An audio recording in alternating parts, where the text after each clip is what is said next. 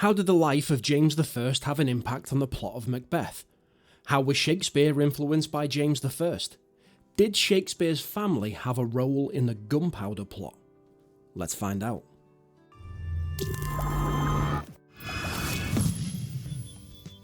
Shakespeare was part of a drama company called Lord Chamberlain's Men, and it was one of the leading drama companies at the time. And then in 1603, James I became King of England and Scotland. He took a liking to Lord Chamberlain's Men, and he became the company's patron. So the company changed their name to the King's Men. This meant that the company would perform at things like royal events and engagements for the new king and his guests. So if Shakespeare is writing plays, and the King's Men are performing them directly in front of the king, and they want to keep the king's patronage, it would make sense to flatter him a little bit in their plays. Maybe even include a few topics that interest the Scottish king, like writing a play about Scottish kings, for instance. Let's have a look at how the Scottish James I came to be on the English throne, and it might give us an idea about why he was so paranoid and didn't feel so secure while wearing the crown.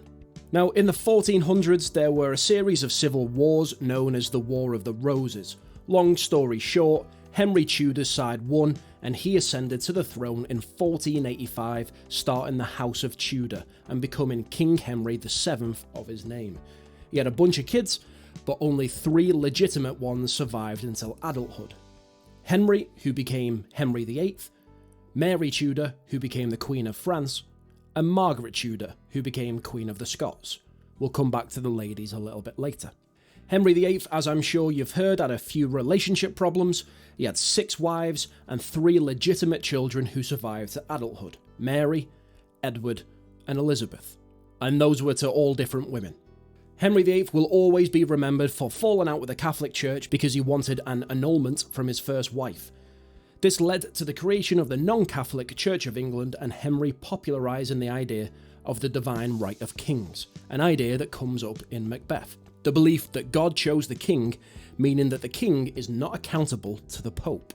Well, after Henry VIII died, his son became king at the wise old age of 9. But by the age of 15, he was dead. In his will, he named his cousin, Lady Jane Grey, as his successor, as he saw his 2 half-sisters as illegitimate. She was announced as queen, but 9 days later, Mary I was named queen, and Lady Jane's head became no longer attached to her body. The Catholic Mary was only on the throne for 5 years, but in that time managed to gain the nickname Bloody Mary. She started to restore Catholicism in England and reignited the crown's relationship with the Pope. She threw a bunch of leading Protestant churchmen in prison and killed hundreds of key Protestants, most by burning at the stake. Nice lady. After Mary died, Elizabeth I became the queen. She was the 6th monarch in 50 years. Elizabeth was queen for over 40 years and became known as the Virgin Queen. She was never married and didn't have any children. Elizabeth was raised a Protestant, but she seemed to dance the line between appeasing both Protestants and Catholics. Now, whilst queen, she had the Catholic Queen of Scotland, Mary Queen of Scots, arrested and locked up for 19 years before executing her. Just before she was locked up, Mary, Queen of Scots, had a son. Mary's son, James, replaced her on the throne of Scotland at the tender age of 13 months old. And while his mother and father were Catholic, he was raised as a Protestant. He was known as James VI of Scotland. And when Queen Elizabeth I died, there was no clear successor, and a few different people were proposed. It was decided that James VI would succeed her. James VI of Scotland became James I of England and Scotland, uniting the 2 countries. But as you can see by the blue lines, the line of succession was all over the place. James was never named by Elizabeth as her successor, and other people did have claims to the throne, so he never truly felt secure. Now let's zoom in a little bit on the early life and times of King James. 3 months before he was born, James's dad got a bit jealous and conspired to murder James's mum's private secretary, who ended up being stabbed 56 times, which must have made things a little bit awkward at the dinner table. A few months later, James was born in 1566, and Queen Elizabeth I of England was named as his godmother. Now, when James was 8 months old, his father was murdered. It's not clear how he died. 2 barrels of gunpowder exploded near his bedroom, but when his body was found, it had apparently been strangled. Either way, he was murdered. Suspicion quickly fell upon a guy called Earl Bothwell. 3 months later, James's mum married Earl Bothwell, the man suspected of murdering her husband. The Scots rebelled and James was made the King of Scotland in 1567 after his mother Mary was forced to abdicate. He was only 13 months old, but his uncle James ruled as regent, meaning he ruled Scotland because a 13-month-old baby can't. The baby James was raised as a Protestant, despite both of his parents being Catholic. In 1568, his mother was imprisoned by Elizabeth I in England. 1570, his uncle James was assassinated, his granddad took over as regent. 1571, his granddad was shot and killed, the Earl of Mar took over as regent. 1572, the Earl of Mar died in what some believe was poisoning, the Earl of Morton took over as regent. 1579, James was proclaimed an adult ruler, but he wasn't an adult. 1581, the Earl of Morton was executed for being part of the plot that murdered James's dad, and 1587, his mum was executed by his godmother, Elizabeth I. Even if we stop there, at age 21, we can see that James I is all too familiar with political scheming, assassinations, murders, usurpations, basically the plots and themes of Macbeth.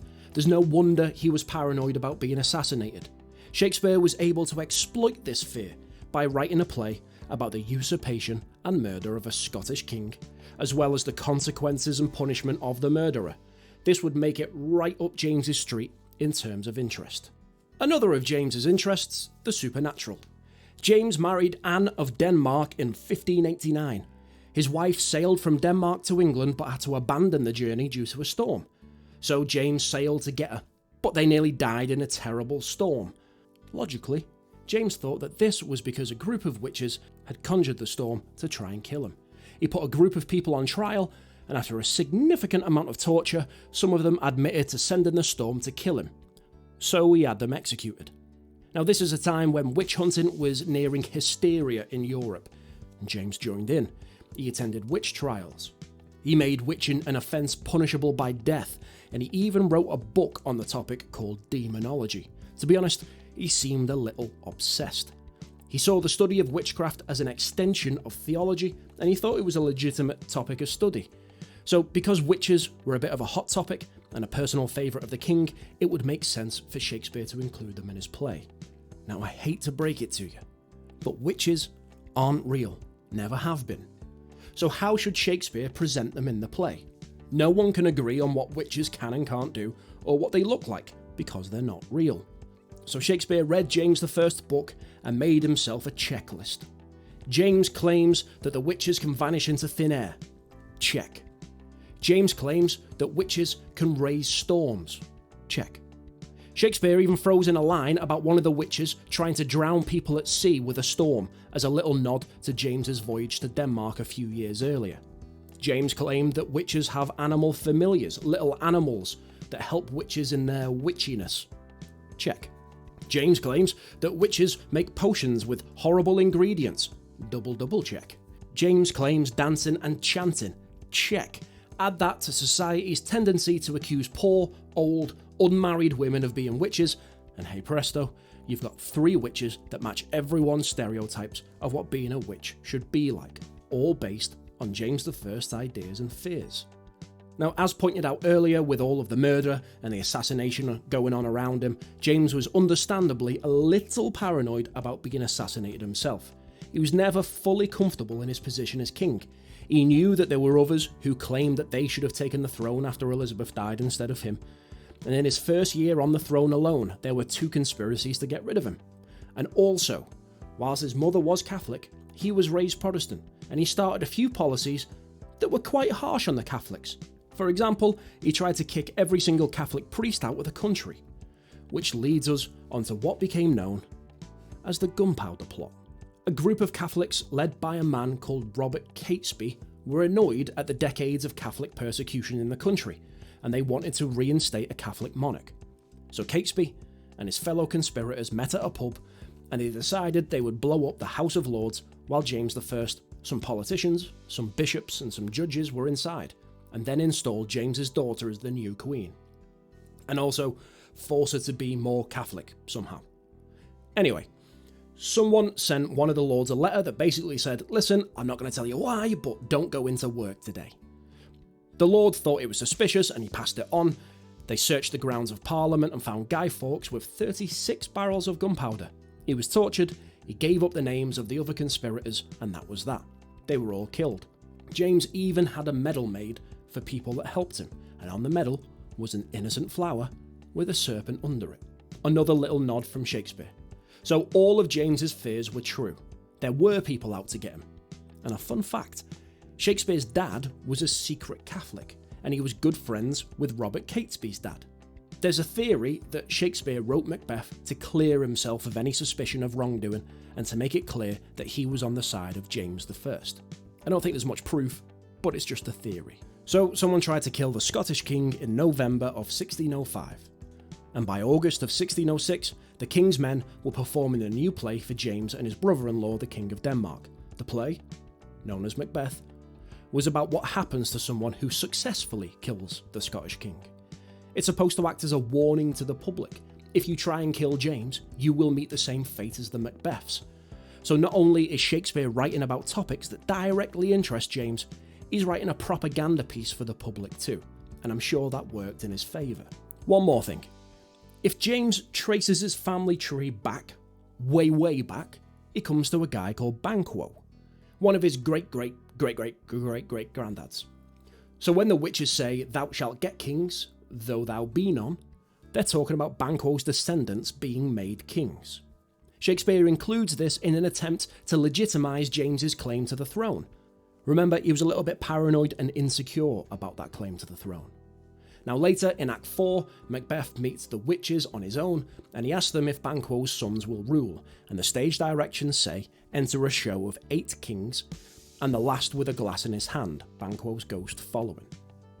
There were 8 monarchs of Scotland in James's family before him, so this little scene directly links James with the play. Banquo will produce at least 8 monarchs, and James will be the 9th. And interestingly, if you look at the history books, Banquo actually joins in the murder of the king. But in order to make James I's ancestors look more noble, Shakespeare changes history and makes Banquo into a trustworthy and honourable person. And it's Shakespeare's Banquo that the world remembers. Given James's paranoia that people thought he wasn't a legitimate king, it probably wouldn't be the best idea to show one of his ancestors as a murderer and conspirator, would it? So why do you think that Shakespeare made all of these links with James I? Was it to divert suspicion that he was involved with the Gunpowder Plot somehow? Was it an attempt to please the king, who is now his company's patron? Was it a propaganda piece to warn the public about what happens to those who commit or even consider regicide? Was it a warning to the new king about what happens to monarchs who abuse their power? Was it to try and legitimise the new king? Was it just because that these were the topics that everyone was talking about at the time, which is regicide and succession? Was it nothing to do with the king, and the play was a warning towards those with just too much ambition? Or was it some other reason? Let me know your ideas in the comments. That's all for today. I hope you found it useful. Thanks for watching, and happy revising.